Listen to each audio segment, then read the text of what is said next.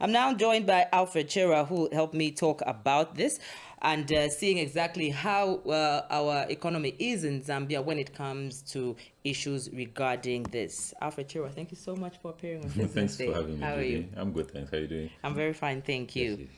Let's start with the issues of, when you look at Zambia and how you describe the job market, productivity in regards to performance, academic skills, what you bring to the table. Yeah. The dynamics are so different now. It's interesting. Funny that we talk about this. Just yesterday I was talking to a young man who's working in retail. He's worked in retail for like the last 4 years. I was asking him what his plans are. He says, I'm actually studying political science. So I said, how do you then bring marry the two, And he says, because I want to be a political scientist. I said, don't you ever think that maybe you might, after 4 years of working in retail, you might become a specialist in retail, and you could actually become a consultant in retail. So can you find a way of bringing these things into one space? And maybe then it goes, I never thought about that. So this space has quite evolved and has become dynamic.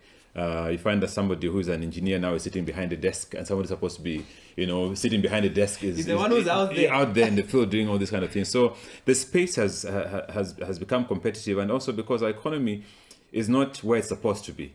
Because, when I think, is it about issues of global trends? Is it issues of how Africa is moving as a continent? I think it could be all those things, but also I think sometimes I always say, let's start with home. We could rush and deal with the bigger picture. It's the whole thing. We're churning out a lot of people with knowledge, but the knowledge is not being matched to what is available on the market, on the job market. So say for instance, somebody goes and studies physiotherapy, and then the bank is looking for management trainees, and the next thing is, oh look, I need to survive. So I need a job, I need an income. Yes, absolutely. It's all about survival, and I think that's where we're getting it all wrong, and that's messing up a lot of things when it comes even to productivity, because then you've got somebody who's got knowledge about treating, bones or whatever, and then you're putting them to sit in front of a bank counter. And so they're doing all these things that are mixed. And so we're getting confusion. And confusion is reigning so much that even when we're supposed to get to a place of absolute productivity, we're not getting out our utmost best because we've got the wrong people in the wrong places. Yes.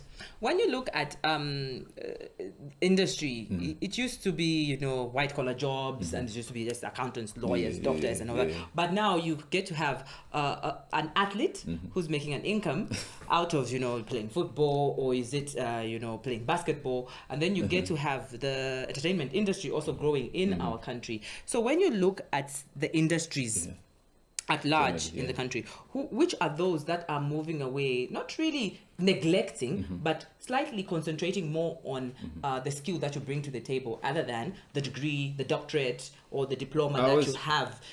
I always say, look, if you're gonna be a sports person, do sports management. If you're gonna do if you're going to be a celebrity, at least learn something to do with PR, so you know how to deal with these people. So I think what I was saying was, we're having all these things mixed because we're all fighting for survival. But is there a specific industry maybe that is looking at these to say, yes, academics, yes, just to broaden your horizon, but give me the work. At the end of the day, give me your 8 hours should produce this, your 5 hours should produce this. Which industries are those? I can't pinpoint on one at the moment, to be honest, Judy. I think it's about what I can do and what can pay me.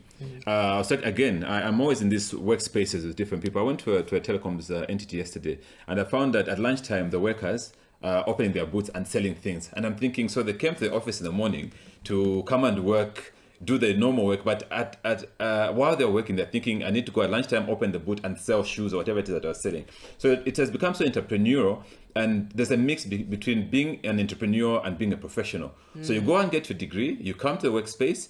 I don't know how much of your degree you're actually using in that space, and how much of your personal ambitions or your personal survival instincts are coming into play. So these things must be somehow, we can actually harness these things and make them work for us. Yeah, striking that balance. We could strike a balance. It's possible to strike a balance. I always say you can run a parallel economy personally. Okay, you can go to work in the morning, do your work, but let me put in the best. Why I came to work was to come and sweep the floor.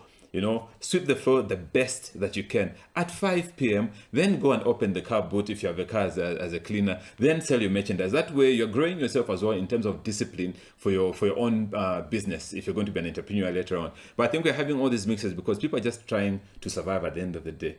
Yes. So the balance is actually not being seen at the moment, but it can be struck. It is possible. So the takeaway point of what we've just been chatting about, Alfred, when it comes to issues of just striking a balance between that academic qualification and the skills that you put out there, whether you're going to put them in another company or in your company. What would that be? I said to the young man yesterday, I said, look, this is how I see you now in the next, I think it's graduating next year.